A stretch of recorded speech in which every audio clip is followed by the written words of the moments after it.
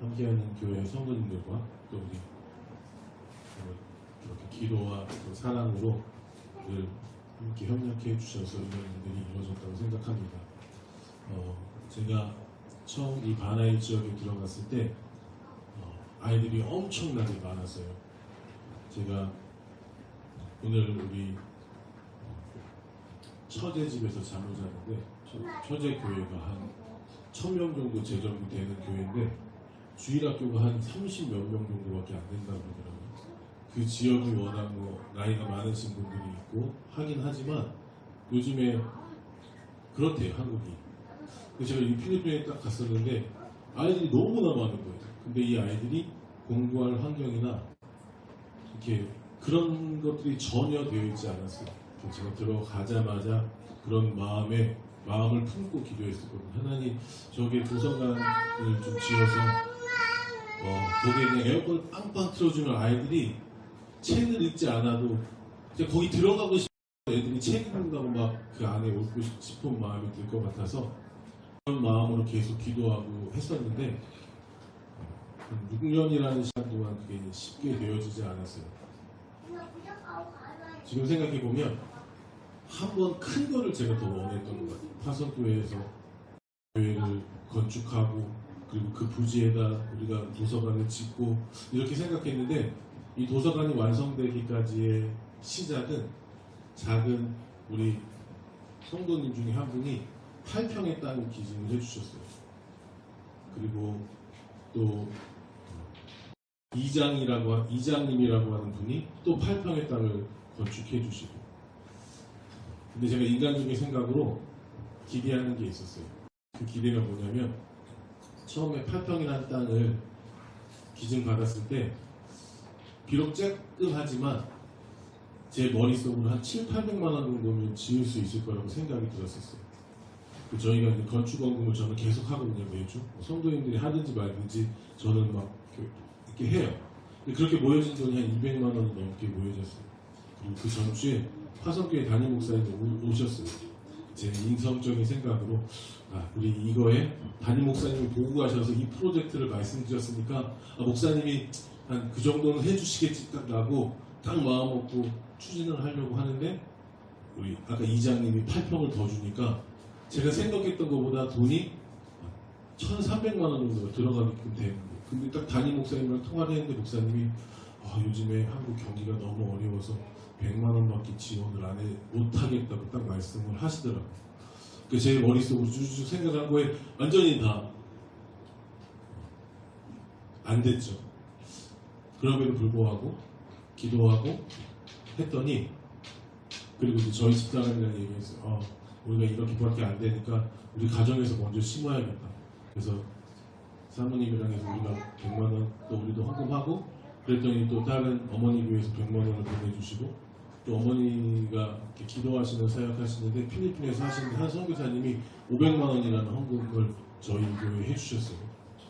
다 아시겠지만 선교사님들이 헌금하는 게 쉽지가 않아요. 왜냐하면 본인 교회와 본인 사역지도 많은데 다른 교회, 다른 사역지에 500만 원이라는 돈을 헌금하는 것은 쉽지 않았는데 그래도 하나님의 은혜로 건축이 되어져서 지금 현재 28명 정도의 아이가 매일 월요일부터 금요일까지 나와서 1시간 반씩 책을 읽고 또 필리핀은 아직 비대면 수업이 활성화되지 않았어요. 그래서 일주일에 2번만 학교를 가고 나머지 3일은 문제집 같은 거 주면 그거 풀어가지고 이렇게 갖다 내야 되거든요.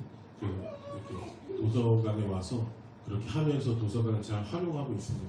여러분 계속해서 기도해 주시고 또 빵빵가의 사역도 여기서 한 90km 정도 걸려요.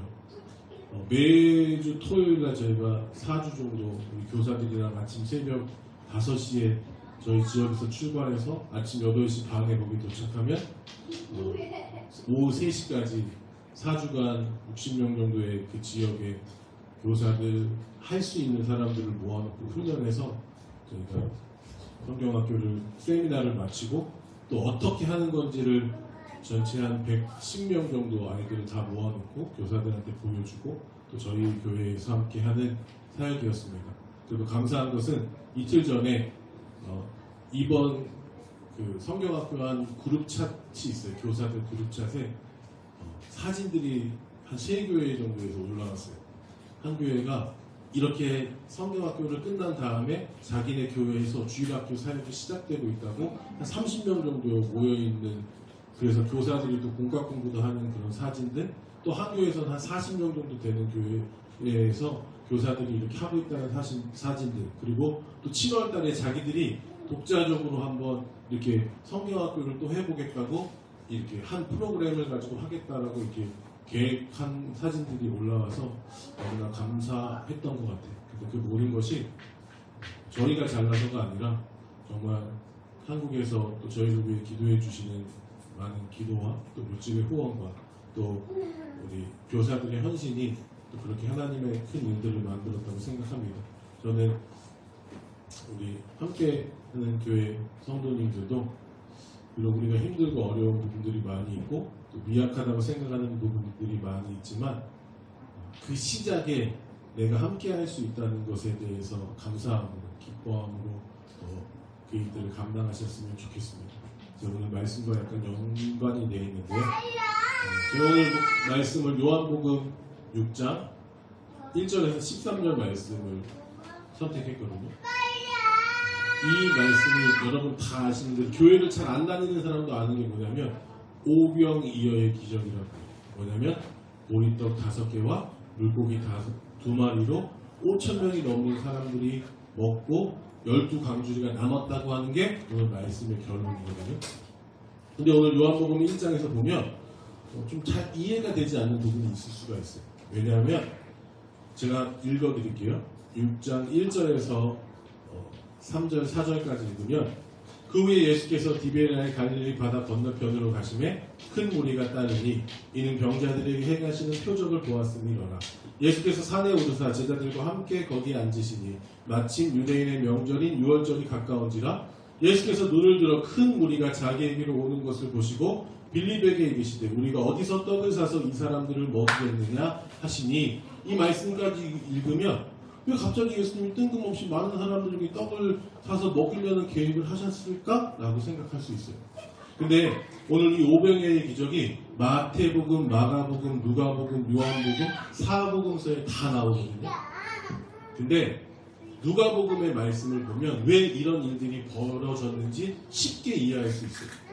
누가복음 9장 1절에서 6절의 말씀이 무슨 말씀이냐면 예수님께서 제자들을 훈련시키시고 제자들을 2명씩 이렇게 묶어서 야 너희들 각 서에 가서 복음을 증거해라.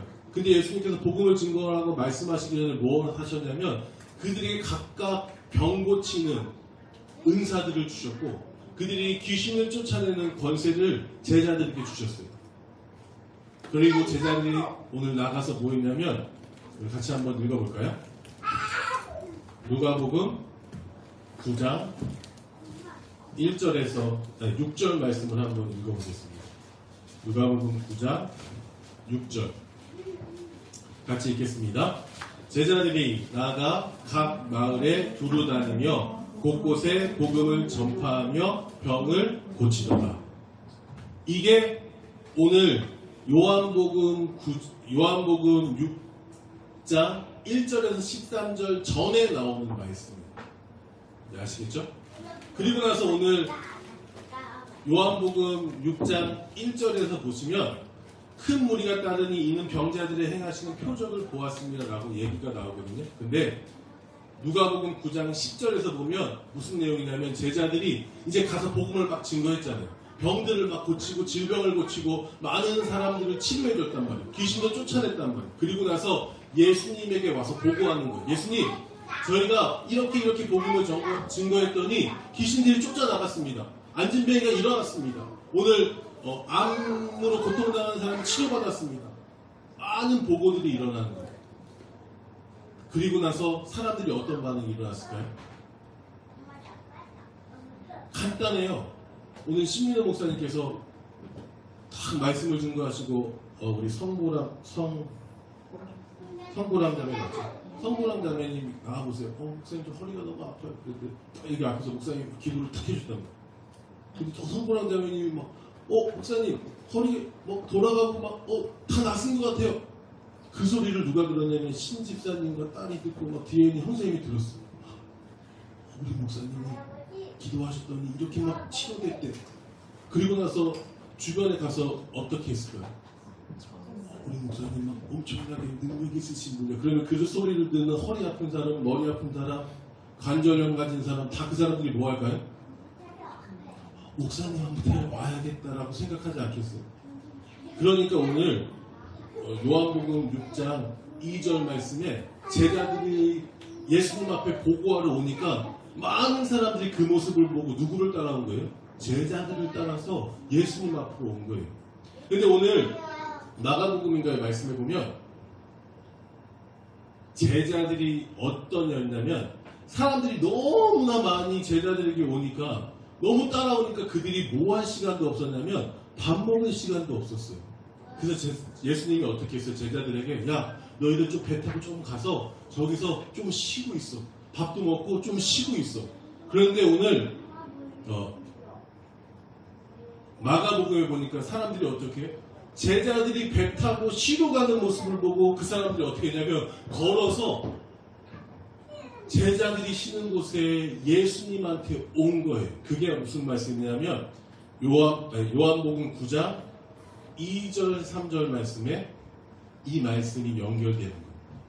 그래서 예수께서 산에 오르며 제자들에게 함께 앉으시니 이르고 5절 말씀에 예수께서 눈을 들어 큰 무리가 자기에게로 오는 것을 보시고 그리고 예수님이 누가복음 마가복음에 보면 어떻게 하셨냐면 그들을 불쌍히 여기셔서 그들이 목자 없는 양같이 오늘 그렇게 따라다니는 그 모습에 안타까워서 그들을 어떻게 했냐면 그들의 필요에 따라 질병도 고쳐주시고 귀신도 쫓아내주시고 악한 것들을 쫓아내주시고 하는 역사가 일어났습니다. 그러면서 주의 복음을 막 증거하신 거예요.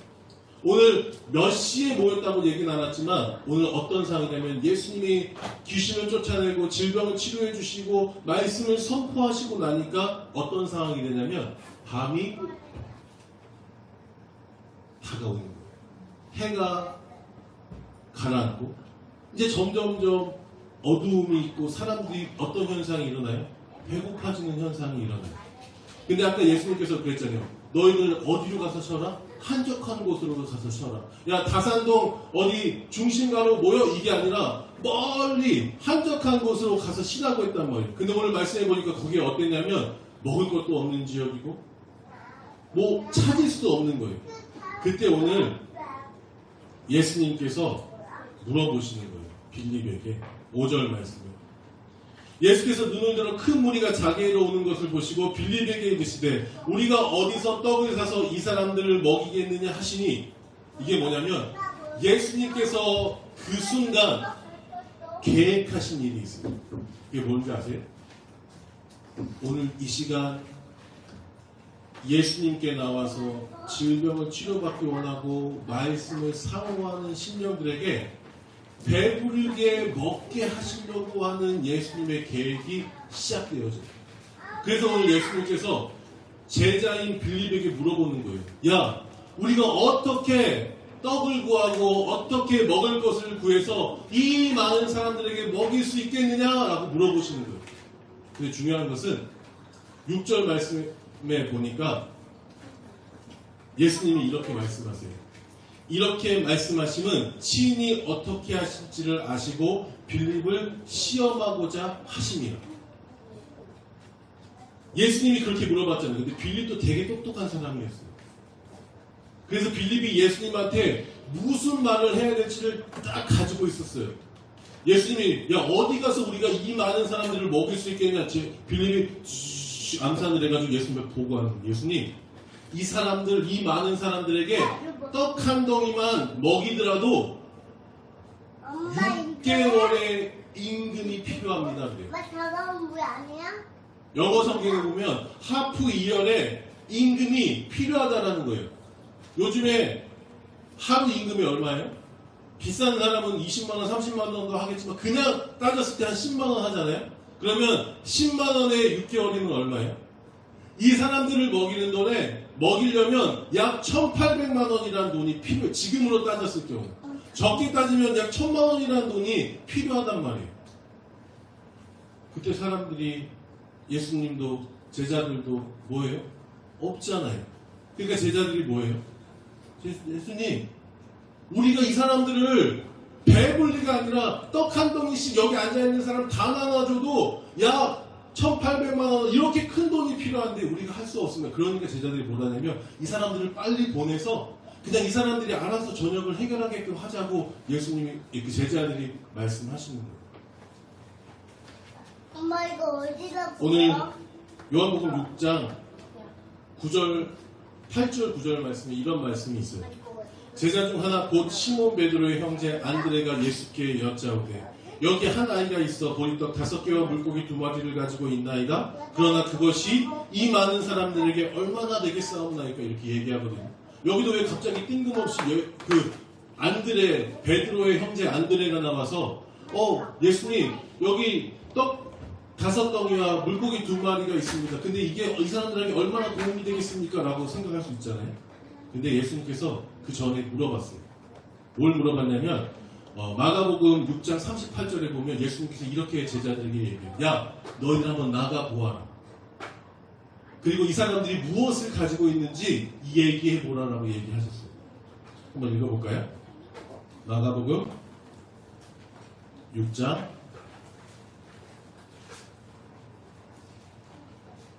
38절입니다. 시작이요. 이르시되 너희에게 떡 몇 개나 있는지 가서 보라 하시니 알아보고 이르되 떡 5개와 물고기 2마리가 있더이다 하거늘. 예수님께서 제자들에게 뭐랬다고요? 야 여기 너희 도대체 여기 사람들을 먹이는데 얼마나 있는지 한번 알아보라고 얘기하니까 제자들이 알아보고 와서 보고한 게 떡 5개와 물고기 2마리. 근데 오늘 요한복음에서는 그게 더 구체적이에요. 어떻게 구체적이냐면 안드레가 한 아이를 데리고 왔어요. 그리고 나서 예수님한테 이렇게 얘기해요. 예수님 이 아이가 있습니다. 근데 이 아이에게 떡 5개와 물고기 2마리가 있습니다. 이렇게 얘기해요. 근데 영어 성경에 보면 여기서 뭐라고 얘기하냐면 small bread,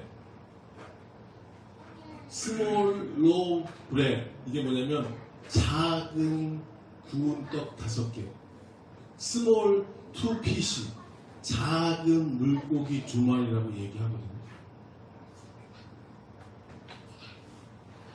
제가 이 말씀을 읽으면서 생각해 보았어요. 장정만 5,000명이래요. 남자들 큰 사람만 5,000명. 근데 오늘 아이가 물고기 5개와 보리떡 2개를 갖고 왔으면 누구도 포함됐다는 거예요? 아이들도 포함됐다는 거예요. 근데 오늘 여기 보면 또 여자들도 포함됐다는 거예요. 그러면 우리가 그냥 간단하게 생각하면 야 2만 명에서 3만 명의 사람들이 정말 이 시간에 모여 있단 말이에요. 생각해 봤어요. 진짜 이곳에 보리떡 5개와 물고기 2마리밖에 없었을까? 생각해보니까 아이도 5개의 작은 떡과 2마리의 물고기가 있는데 여기서 다른 사람들은 없었겠냐고요. 먼 길을 오니까 막 다 이것저것 싸갖고 왔을 거예요. 근데 오늘 하나님께서 제자들을 통해 너희들 가지고 있는 것이 무엇이냐라고 물어봤을 때 아무도 여기 있습니다라고 대답한 사람이 없었다는 거예요. 왜 그랬을까요? 내 먹을 것도 부족한데, 내 가족 먹을 것도 부족한데 우리가 어떻게 헌신하겠습니까? 내가 몰래 가서 먹고. 근데 오늘 작은 아이가 자기가 가지고 있던 떡 5개와 작은 물고기 2마리를 여기 있습니다 라고 가지고 왔다는 거예요.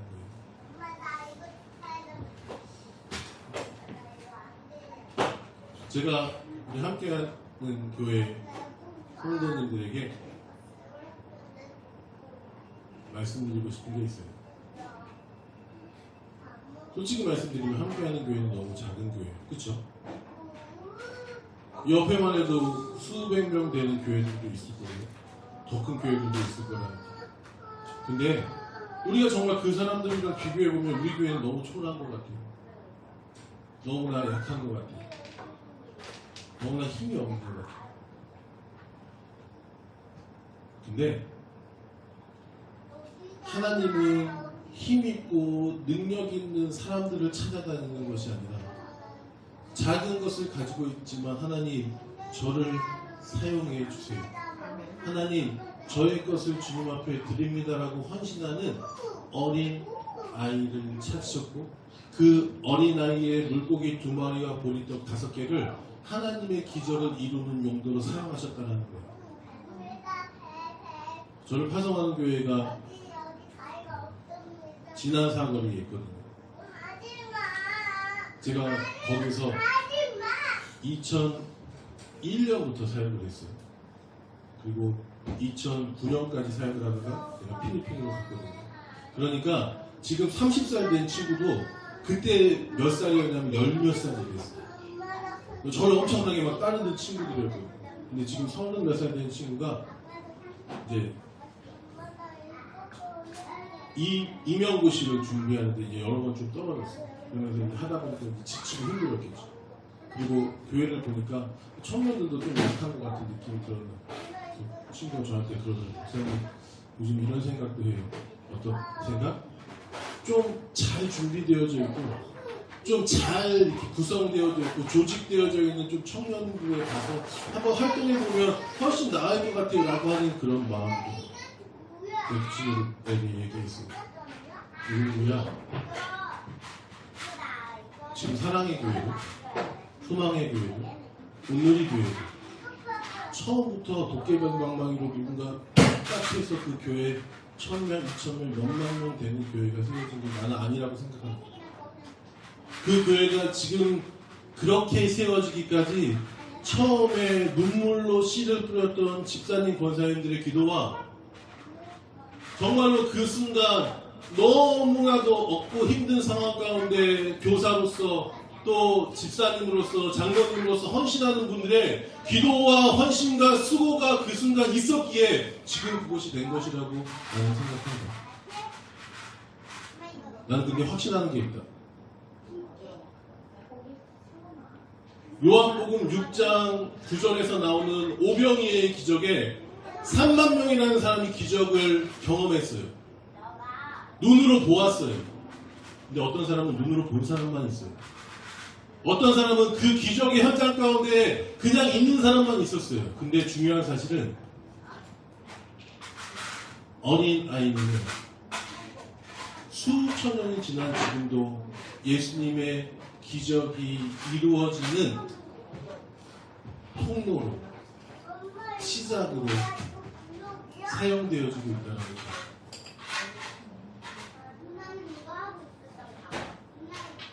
제가 아까도 얘기했잖아요.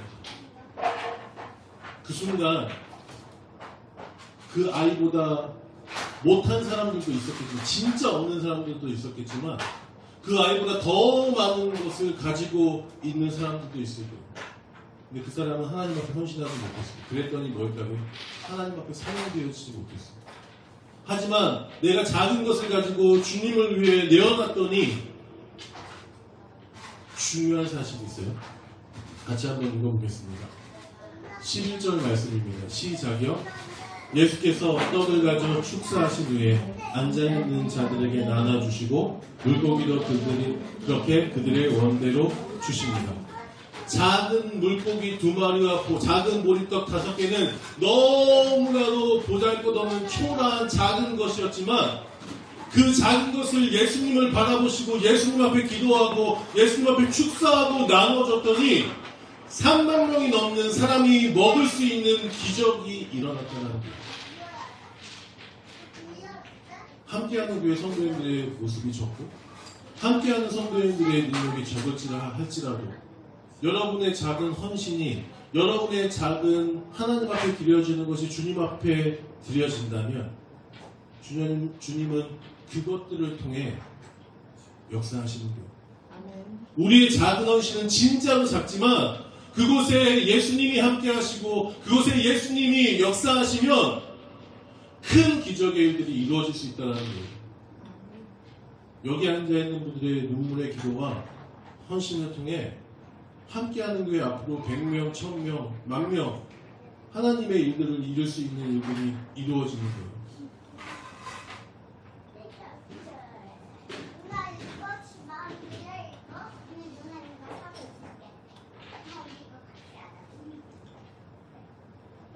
제가 솔직히 말씀드리는 거예요. 신민호 목사님을 보고 마음이 좀 아팠어요. 왜 아팠냐면 신민호 목사님이 힘이 빠져있는 것 같은 걸 만났는데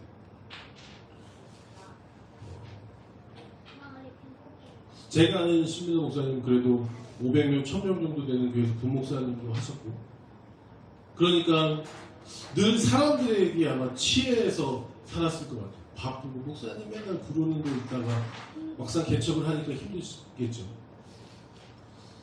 그냥 제 생각이에요. 목사님이랑 나눈 얘기는 아니에요. 목사님 뭐라고 하실지도 모르겠죠. 함께하는 교회에 아마 이 아파트가 들어오기 전까지는 목사님도 기대하셨을 수도 있을 거예요. 이 아파트만 완공이 되면 그래도 사람들이 이렇게 와서 이 자리를 채우겠지라고 하는 마음도 있었을 거예요. 근데 다 완성되고 나도 그래도 감사한 거는 제가 보람자매니 처음 보니까 이 열매가 맺혀지는 것에 대해서 너무 감사하지만 그래도 사람의 생각으로는 막 더 부흥되고 성장해서 하면 목사님도 막 더 힘이 나서 막 할 텐데 때로는 정말로 내가 몸을 무림치고 기도하고 전도하고 해도 열매가 맺혀지지 않는 가운데 사람의 마음으로 힘들고 어려울 수 있을 거라는 거예요.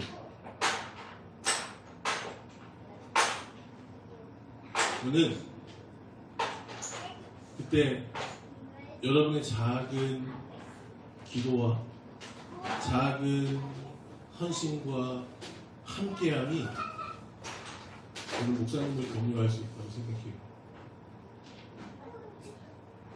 목사님도 사람이고 저도 사람이에요.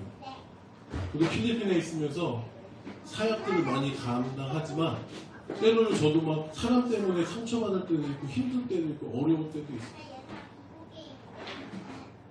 근데 그게 어떻게 회복되시냐면 크게 이런 걸 회복되는 것이 아니라 우리 성도들의 작은 믿음, 하나님 앞에 살려고 몸부림치는 그들의 작은 믿음의 모습을 보고 그래, 내가 다시 한번 해봐야겠구나, 내가 다시 한번 일어나 봐야겠구나, 내가 다시 한번 나아가야겠구나 라는 마음이 드는 거예요.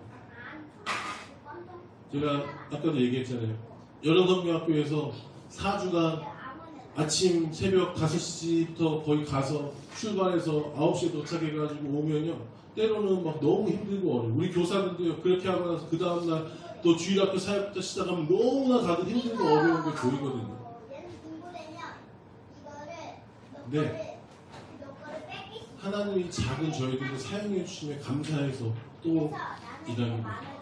하나님께서 작은 저희들을 사용하여 주심에 감사해서 다시 힘을 내서 더 크게 기도하며 도전하며 나아가고 있거든요. 말씀을 내주려고 합니다. 함께하는 교회 성도님들, 사람의 눈과 생각으로 하나님의 인들을 바라보지 않았으면 좋겠습니다. 다시 얘기하지만 하나님은 이 세계를 복음화하려는 계획을 가지고 있습니다. 중요한 사실은 하나님은 누구를 통해 사용하시냐면 주님, 작지만 부족하지만 보잘것없지만 저를 통해 사용해 주십시오 라고 하는 자들을 통해 일하신다고 하는 사실을 잊지 않았으면 좋겠습니다. 그 사람이 작은 아이였고 그 작은 아이가 가졌던 보리떡 5개와 물고기 2마리로 하나님의 기적의 일들을 이루어 주셨습니다. 오늘 이곳에 앉아있는 우리 집사님, 우리 청년들, 또 이곳에 앉아있는 우리 성도님들을 통해 하나님의 기적이 이루어질 수 있는 기적의 통로의 역할을 감당하는 저와 여러분이 될 수 있기를 주님의 이름으로 부탁을 드리겠습니다.